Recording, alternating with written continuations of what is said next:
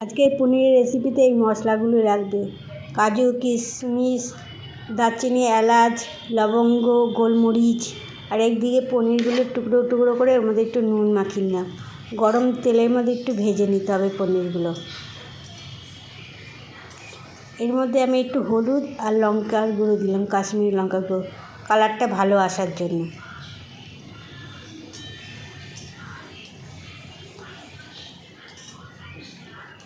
পনির ভাজার তেলের মধ্যে একটুখানি সাদা জিরে আর মৌরি দিয়েছি, আর ক্যাপসিকাম, টমেটো সব দিয়ে দিলাম।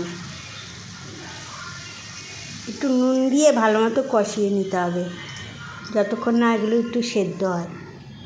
আর ওই সব মশলাগুলো বেটে নেব আমি: কাজু, কিশমিশ, গোলমরিচ।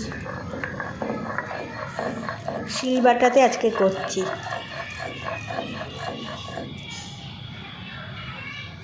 ক্যাপসিকামগুলো নরম হয়ে গেছে। একটু টমেটো সস দিচ্ছি।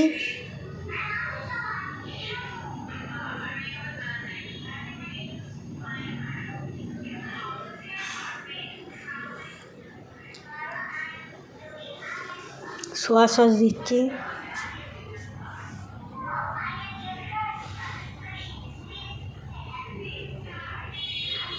ভালো মতো কষিয়ে নিতে হবে।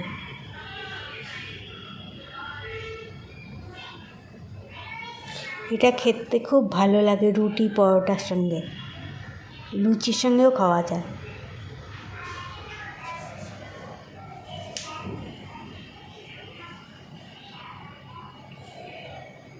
কাজু কিশমিশে বাটার মশলাটা দিয়ে দিলাম। ভালো মতো কষিয়ে নিতে হবে কাঁচা গন্ধ যতক্ষণ না যায়।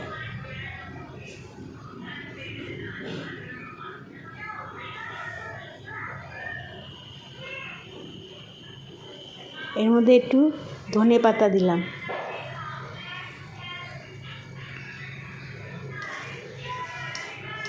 আবার ভালো মতো কষিয়ে নিতে হবে। একটু কাশ্মীরি লঙ্কার গুঁড়ো দিলাম কালারটা ভালো আসার জন্য।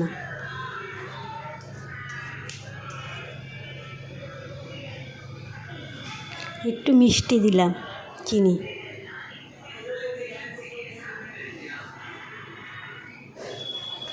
পনিরগুলো সব দিয়ে দিয়েছি এর মধ্যে।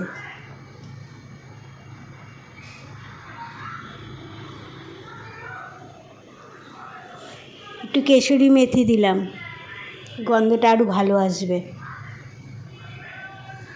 তৈরি হলে আজকে পনিরের রেসিপি। নামানোর আগে একটু বাটার দিয়ে দেবো।